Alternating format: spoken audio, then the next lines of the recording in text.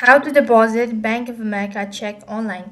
Hi everyone, welcome back to our channel. Today in this video, I'm going to show you the way to deposit Bank of America check online. So for that case, you have to open up a browser and make sure that you're using a smartphone and not a laptop. So when you open up a browser on the web address bar, type in www.bankofamerica.com. Next, what you have to do is you just have to go ahead and enter in your credential and log in into your account. When logged in, you just go ahead and select check deposit and it's going to promote you to the next field where you need to go ahead and select the option that says take a photo of your check. So go ahead and click on the camera icon and then take the photo of the check. Make sure to take front as well as back of the camera.